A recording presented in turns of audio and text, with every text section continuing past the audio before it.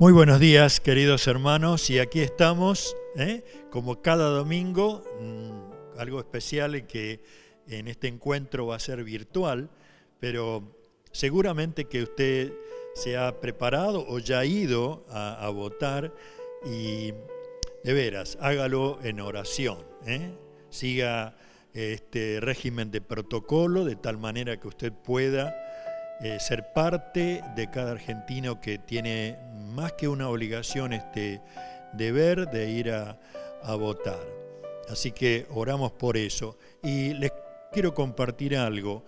Esté orando por Dulce, por Noé, por Sabrina, que ellos en este mes están preparando todo un nuevo ciclo para trabajar junto con los jóvenes, así que oramos por ellos. Muy bien, mes de la Biblia, septiembre. Hemos comenzado el domingo pasado acerca de este tema y yo quiero comenzar en esta mañana con una oración. Padre, te doy gracias por este encuentro, te doy gracias por cada uno de los elementos que conforman el reino de los cielos hacia nosotros. Y ahora, Padre, queremos abrir tu palabra, que tú nos hables a nuestra vida, que trastoque de tal manera todo nuestro ser, que podamos alabarte y darte gloria. Gracias, Señor, por tu gran amor. Oramos en el nombre de Jesús. Amén, Señor, amén. Hace un tiempo llegó a mí un escrito de Whitehead, y me parecía precioso poder leerlo en esta mañana porque dice: la Biblia contiene la mente de Dios, el estado del hombre, el camino de salvación, la condenación de los pecadores y la felicidad de los creyentes. Sus doctrinas son santas, sus preceptos son comprometidos, sus historias son verdaderas, sus decisiones son inmutables. Léala para ser sabio, créala para ser salvo y practíquela para ser santo. Contiene luz para guiarle, alimento para sostenerlo y consuelo para alentarlo a usted. Es el mapa del viajero, el cayado del peregrino, la brújula del piloto, la espada del soldado, el itinerario del cristiano. Aquí se establece el paraíso y las puertas del infierno son reveladas. Cristo es su gran tema y nuestro bien su diseño y la gloria de Dios su finalidad. Debe llenar la memoria, gobernar el corazón, guiar los pies.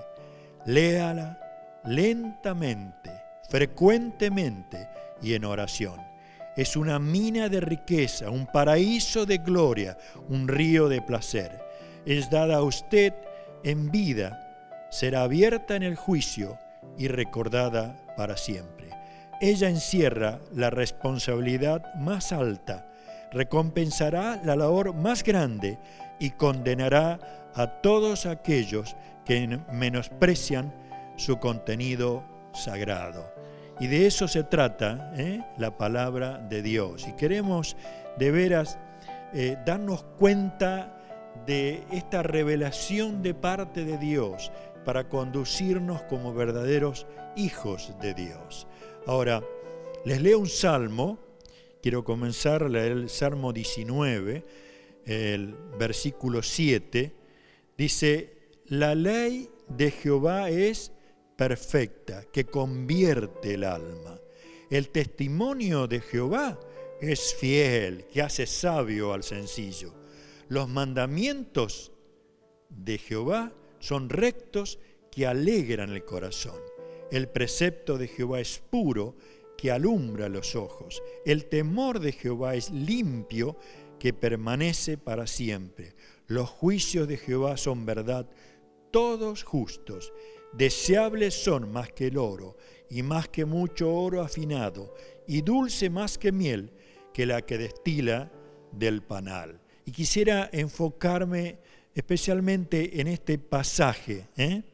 Dice: deseables son más que el oro, y más que mucho oro afinado, dulce más que miel, que la que destila del panal. El propósito de esta mañana es que cada uno de nosotros llegue a tener esta experiencia, que usted descubra la riqueza de la palabra de Dios y en función de eso se dé cuenta cuán dulce es a su vida la palabra del Señor. Ahora, indudablemente que nosotros tenemos la Biblia escrita en varias versiones, la podemos tener en los celulares, la podemos tener en la tablet, la podemos tener en la computadora, en mil maneras podemos tener la palabra de Dios. Pero yo no sé si usted se dio cuenta o sabe cómo es que nosotros podemos llegar a tener hoy esta Biblia en castellano, Antiguo, Nuevo Testamento, pero a lo mejor sería bueno que tratara de explicar un poquitito la historia, aunque sea brevemente, de cómo surgió que del griego, del arameo, pudiéramos hoy tener la Biblia en castellano. Miren, en el siglo V, Isabel la Católica y Fernando eran reyes de España. Y ellos, fundados en la Inquisición, trataron de prohibir leer la Biblia en toda España. Y aún estaba prohibido tenerla en la casa. Y, por supuesto, trató de poner inspectores en todos los lugares de frontera como para que ninguna copia traducida al castellano pudiera ingresar. Pero es interesante, hay un español exiliado, Juan Pérez de Pineda, comenzó a trabajar para traducir todo el Nuevo Testamento. Una vez terminado, que fue un trabajo de algunos años, no sabía cómo ingresarlo, así que un hombre llamado Juanilio Hernández se propuso decir, yo voy a ingresarla. Entonces consiguió unas cajas muy grandes donde se llevaba el vino de Francia a España y en un doble piso que le hizo, introdujo las Biblias a España. Muy ingenioso, este hombre pudo pasar todas las inspecciones y no tuvo ningún problema. Ahora, ¿cómo surgió esto después de una vez estado en España? Él se enteró de que había un convento, el convento de Santo Isidoro, que había un grupo de monjes que estudiaba la Biblia. Entonces llevó esos Nuevos Testamentos y fueron ocultados en ese convento. A raíz de eso, varios de ellos, unos 12 monjes, se convirtieron al Señor. Pero al ver que la Inquisición, que revisaba cada casa, cada lugar, se acercaba a donde ellos estaban, entonces un día decidieron escapar de España y fueron a Inglaterra. Entre esos 12 había dos hombres, Casiodoro de Reina y Cipriano de Varela, que fueron a Inglaterra y ellos comenzaron a traducir el Antiguo Testamento. Ahora, lo persiguieron, así que de Inglaterra fueron a Francia, llevando todos los libros que estaban traduciendo. De Inglaterra de Francia pasó lo mismo, fueron a Holanda. Y ahí, después de 12 años de trabajo arduo, pudieron traducir toda la Biblia a la lengua castellana. La primera tirada de esa Biblia fueron de 2000 Biblias, un trabajo tremendo. Lo lamentable es que muchas de esas Biblias fueron quemadas a causa de la Inquisición. Pero si en algún momento usted ve la tapa de esa Biblia, era un oso que estaba en dos patas tratando de tomar un panal de miel de abejas, de un tronco de un árbol, y había en ese lugar una Biblia abierta. Por eso este versículo que leemos, deseables son más que el oro, dulce más que miel. Y aquella Biblia del oso significó para el pueblo de habla hispana algo realmente muy, muy importante. Ahora, un poquito más adelante de todo lo que venimos diciendo, vamos a leer Primera Reyes, capítulo 16. ¿Por qué razón? Por un lado, quiero que nos enfoquemos no solamente en la historia, sino que nos enfoquemos en lo que significa la palabra de Dios.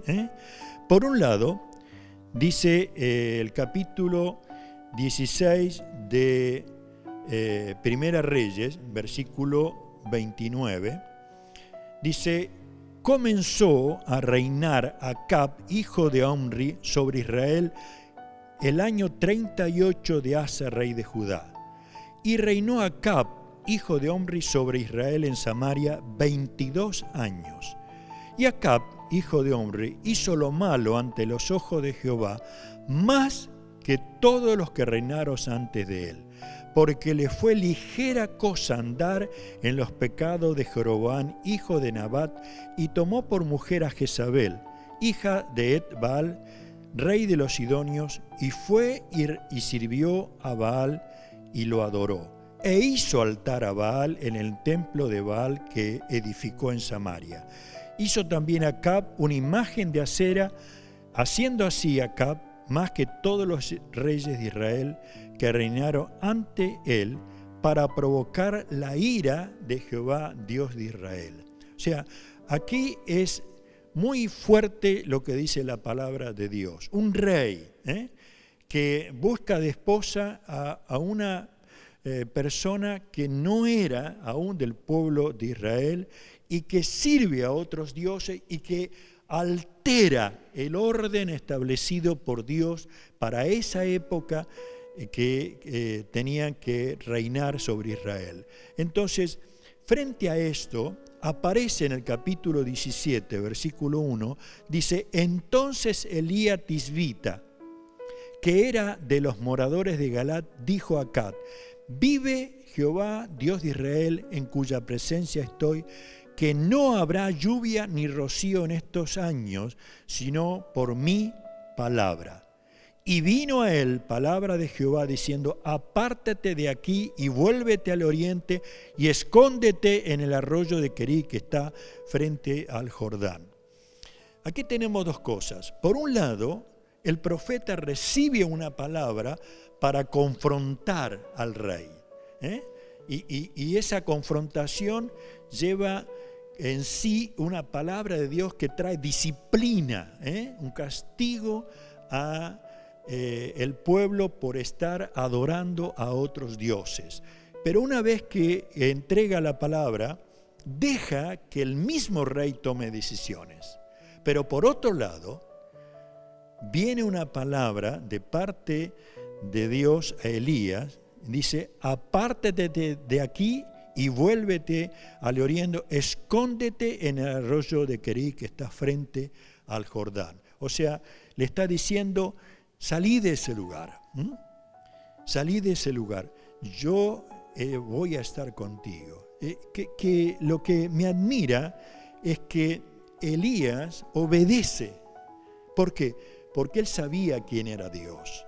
En la intimidad, cada palabra de Dios era tomada como algo sagrado, como para obedecerla plenamente. Ahora, nosotros hacemos lo mismo. Nos damos cuenta que la palabra de Dios es la que hace tomar decisiones que van a determinar el curso de nuestra vida. ¿Nos damos cuenta de eso? Ahora, es cierto, hay algunas cosas que tenemos que tener muy claro. Mientras funcionamos en la realidad de todos los días, vemos que la sociedad comienza a presentarnos un argumento. Pero yo vivo así, todos lo hacen. ¿Cómo funcionar de otra manera? Parecería que las cosas han comenzado a naturalizarse y no reaccionar, que fastidian, enojan, producen ira a Dios. Y consecuencia, nuestra vida es condenada. Por otro lado, ¿qué dice la tradición? La tradición dice, bueno, siempre lo hemos creído así. Yo recuerdo, estábamos hablando hace un tiempo atrás con una mujer que cada año con un grupo caminaba más o menos 300 kilómetros para llegar a Luján, cansados, pies adoloridos, empollados, pero todos lo creen así, es una tradición. Por otro lado, ¿qué nos dicen los intelectuales? Aquellos que solamente están, bueno, esto no es lógico, no es lógico lo que dice la palabra, no es lógico la manera de vivir de acuerdo a la palabra del Señor. ¿Y qué nos dice las emociones? Aquellos que están diciendo, no, esto tenemos que hacerlo lo que dicta nuestro corazón. Y por otro lado, la famosa relatividad está diciendo, esta es tu verdad, yo tengo mi verdad. Y querido, lo que queremos descubrir es la única y absoluta verdad, es la palabra de Dios. Jesucristo mismo estaba diciendo, yo soy el camino, la verdad y la vida. Y por eso es que yo creo que si hay algo que podemos rescatar de este pasaje, es cuando el profeta dice, apártate de aquí, y dice, escóndete en el arroyo de Querit, que está frente al Jordán. Beberás del arroyo, yo he mandado los cuervos que te den allí de comer. Y él fue e hizo conforme a la palabra de Jehová, pues se fue y vivió junto al arroyo de Querit, que está frente al Jordán. Y los cuervos le traían pan y carne por la mañana, y pan y carne por la tarde, y bebía del arroyo. O sea, esa disposición de obediencia, algo que parecía un poco como irresponsable, pero querido, cuando recibes una palabra de Dios, cuando yo recibo una palabra de Dios y la obedezco, hay algo muy importante. Dios se encarga de lo demás. Va a haber muchas dificultades. Ahora, miren en este caso, hasta podríamos decir que fue en la Biblia el primer programa de delivery. Hasta podríamos llamarle cuervos pronto, porque dice, los cuervos en la mañana se encargaban de traer carne y pan. Llegaba la tarde, carne y pan.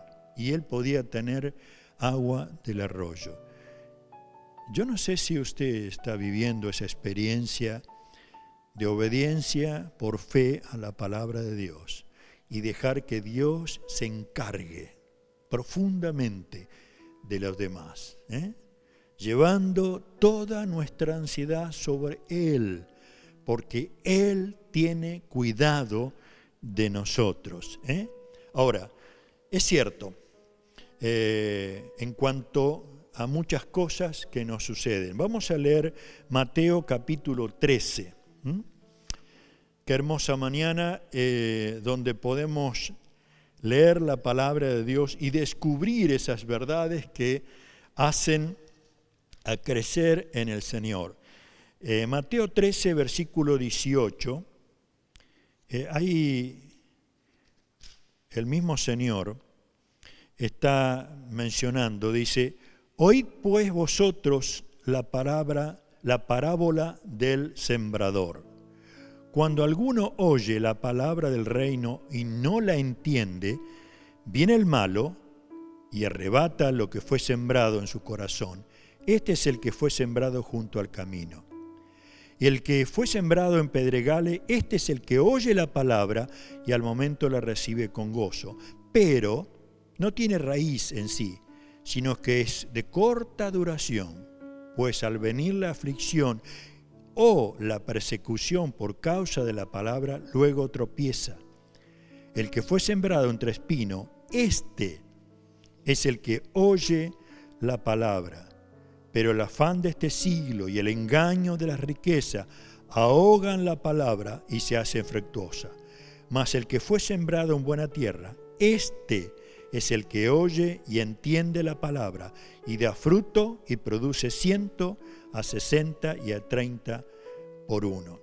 Cuando leemos esta explicación del Señor Jesús en cuanto a la parábola del sembrador, podemos entender, diríamos, identificar 4 maneras de tener una mente en cuanto a la palabra de Dios. En primer lugar, podemos ver que hay una mente cerrada, dura, como dice el camino, que lo que fue sembrado sobre el camino. En una mente cerrada, dura, imposible que Dios pueda producir fruto a través de su palabra. Imposible. Usted puede tener mucho conocimiento aún de la Biblia, mucho conocimiento intelectual o preparado intelectualmente, pero si tiene una mente cerrada, la palabra no va a producir fruto. Pero también nos habla de una tierra superficial, de poca profundidad, una mente superficial, no le da demasiada importancia, entonces no alcanza la palabra a ser parte de toda su vida. Pero también hay una mente distraída. ¿Distraída por qué? Dice, sembrado entre espinos, este oye la palabra, pero el afán de este siglo, el engaño de la riqueza, ahogan la palabra. Pero también nos habla de una mente abierta, que dice, más el que fue sembrado en buena tierra, este es el que oye y entiende la palabra y da fruto y produce 160, 30%. Qué grande es que el Señor Jesús nos lleve a darnos cuenta, como lo hizo el profeta Elías. Recibió la palabra y la obedeció y se puso en camino y comenzó a vivir una soledad en ese lugar. Pero esa soledad no era un desierto inútil. Yo creo que Dios tenía un propósito muy importante para Elías, como lo tiene para usted. ¿Cuál fue? Una escuela de formación.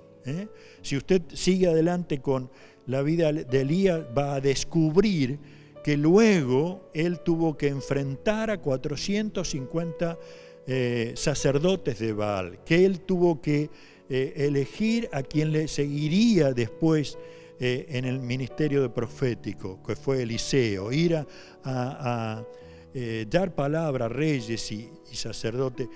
Todo tiene un propósito de parte de Dios. Ahora, tenemos que llegar a meternos en la palabra de Dios, y yo creo que tenemos que elegir un método de leerla.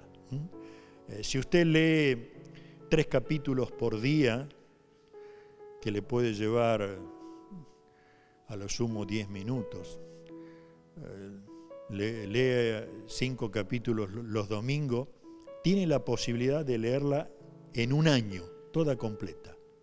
Pero además, yo creo que hay cantidad de lugares y métodos para poderla leer. Lo que sí, trate de buscarse un lugar a solas con el Señor. Permita que se produzca una investigación suya a la Biblia. Hay preguntas que tenemos que hacernos. ¿Quién? ¿Qué? ¿Cuándo? ¿Dónde? ¿Cómo? Y permitir que el Señor nos siga guiando. Mira, si Dios te guió a un trabajo, o a un estudio, o a un servicio al Señor, o a un matrimonio, quizás enfrentes dificultades, lo lógico, todos las tenemos. Quizás tu realidad es bastante difícil de aceptar, no te olvides, Dios en su palabra tiene una palabra exacta para darnos esa sabiduría. Por eso es que el mismo proverbio dice, el principio de la sabiduría es el temor al Señor. Y yo llego a tener temor al Señor. ¿Cuándo? Cuando lo voy descubriendo a través de su palabra. Lo hermoso es que el profeta siguió, dice, obedeciendo al Señor. ¿Por qué digo esto? Mire, el pasaje dice, y pasados algunos días se secó el arroyo, porque no había llovido sobre la tierra. Y vino luego a él palabra de Jehová diciendo, levántate, vete a Sarepta de Sidón, y mora allí. He aquí yo he dado orden allí a una mujer viuda que te sustente. Y se produjo otra dificultad. Pero Elías ya estaba bien metido en lo que era Dios para su vida. Y él se fue, caminó muchísimo. Sidón quedaba bastante retirado del lugar que estaba. No importó. Él se gozaba en fe, en que Dios se iba a encargar de todas las cosas. La palabra dice dice, yo he dado orden allí a una mujer viuda que te sustente. Ahora, llega a esa ciudad, se encuentra con la viuda y ¡oh sorpresa! La viuda estaba recogiendo unos leños para cocinar una torta. Era el poco de harina que le había quedado y el poco de aceite. Y con eso dice... la mujer decía, y cuando llegó a la puerta de la ciudad, aquí una mujer viuda que estaba allí recogiendo leña, y él la llamó y le dijo, te ruego que me traigas un poco de agua y un vaso para que beba. Y yendo ella para traérsela, él la volvió a llamar y le dijo, te ruego que me traigas también un bocado de pan en tu mano. Y ella respondió, vive Jehová tu Dios, que no tengo pan cocido, solamente un puñado de harina tengo en la tinaja y un poco de aceite en una vasija. Y ahora recogía 2 leños para entrar y prepararlo para mí y para mi hijo, para que lo comamos y nos dejemos morir. Y Elías dijo, no tengas temor, ve, haz como has dicho, pero hazme a mí primero, y de ello una pequeña torta cocida debajo de la ceniza, y tráemela. Y después harás para ti y para tu hijo.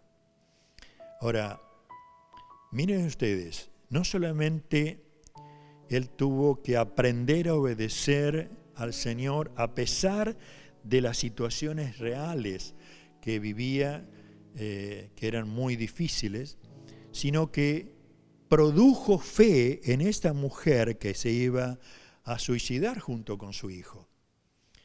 Esta mujer obedeció la palabra de Dios. Y dice el versículo 14, porque Jehová Dios de Israel ha dicho, la harina de la tinaja no escaseará, ni el aceite de la vasija disminuirá, hasta el día en que Jehová haga llover sobre la faz de la tierra. ¿Cuánto tiempo duró eso? 3 años. O sea, esta mujer tomó lo que dijo el profeta como palabra de Dios, cocinó ese pan, se lo trajo, cocinó para ella y se daba cuenta que la harina duró 3 años, que el aceite duró 3 años. Querido, es hermoso saber que Dios está dispuesto a cumplir con su palabra. Cuesta creerle, sí, porque no hay lógica, porque no hay forma natural de ver cómo Dios se maneja, pero Él se maneja. Cuando la Biblia dice que usó cuervos, cuando la Biblia dice que usó una viuda que se iba a matar porque no tenía más comida, y que Dios revirtió todo eso para bendecir a un profeta que obedeció, para bendecir a una mujer que estaba en el límite de su vida, lo hace contigo y conmigo. Si tuviéramos tiempo y el pasaje primero que leímos de Acab, vamos a descubrir que él no quiso obedecer a Dios, siguió su camino, siguió obedeciendo a los dioses que no eran los dioses que Dios, el Dios verdadero, que le hizo caso a Jezabel, terminó de la peor manera su reino. Y aún la disciplina que Dios impuso al pueblo de Israel fue tremendo. Quiera el Señor en esta mañana que te lleve a tomar decisiones que determinen tu presente y que determinen tu futuro. El profeta recibió la palabra y la obedeció. Compartió con el rey y este no quiso saber nada. Pero él sí tomó la palabra que Dios le había dado y obedeció y llegó a ser de bendición. Vivimos en un tiempo de muchas tormentas, de muchas inseguridades, de muchas situaciones adversas. Tu realidad y mi realidad son distintas, pero difíciles de aceptar naturalmente. Pero qué lindo cuando la palabra del Señor dice, no temas, yo estoy contigo. Qué tremendo cuando la palabra del Señor identifica su voluntad y uno la obedece. De esa manera crecemos en fe, en paciencia y vamos descubriendo que en todas las cosas, aunque yo no lo veo al principio, hay un propósito.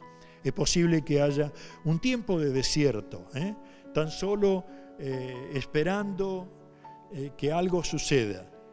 Es como lo que nos está pasando a muchos en este tiempo. Pero qué lindo que nos aferremos a las promesas de Dios. Nos aferremos a los mandamientos, a los principios de Dios. Y sepamos que Dios no cambia, Dios no miente. Dios dio una palabra, como dice, el cielo y la tierra pasarán, pero mi palabra no pasará. Somos desafiados en esta mañana a creerla. Los que vamos a votar o los gobiernos van a pasar. Las dificultades van a seguir. Las cosas es posible que tengan algunos cambios, pero Dios no cambia. Aceptémoslo. Y creamos que cuando Jesús interviene en cada una de nuestras vidas, porque le permitimos, cuando Jesús llega a darnos la bendición de ser convencidos y arrepentidos delante del Señor, le confesamos, Señor, no quiero vivir más lejos de ti. Él comienza a traer por su Espíritu Santo esas ganas de leer su palabra. Él trae esa revelación de su palabra a cada uno de nosotros. Queridos, la muerte de Jesús en la cruz no fue en vano, sino para abrir nuestro entendimiento y descubrir que el Dios del Antiguo Testamento también es presente hoy. El Dios del Nuevo Testamento también es presente hoy, para cambiar nuestra realidad en la manera que le decimos, sí Señor, amén a tu palabra. Terminamos orando. Padre, te damos gracias. Tú eres nuestro Dios. Y adoramos tu nombre, Padre, porque frente a lo que se está viviendo, yo te ruego que a cada uno de los hermanos le des sabiduría y gracia para que en esta mañana cada uno pueda estar votando de acuerdo a lo que tú te reveles. Pero a la vez que nos ayude a tomar decisiones de comprometernos contigo, a leer tu palabra, a estudiar tu palabra, obedecer tu palabra. Que de veras nosotros podamos vivir por tu palabra, que podamos caminar por tu palabra y que podamos permitir que tu palabra renueve nuestra manera de pensar. Gracias, Señor. Oh Dios, aún queremos orar por aquellos que están con alguna enfermedad. Asístelos, Señor, obrando con poder en sanidad, pero también obrando con poder como para enfrentar esta enfermedad. Señor, gracias porque tú te encargarás de cada uno de tus hijos. Así lo has dejado prometido. Y oramos por eso, Padre, en el nombre del Señor Jesucristo. Amén. Amén, Señor. Dios les bendiga, queridos hermanos, y que puedan tener un domingo lleno de gozo en el Señor.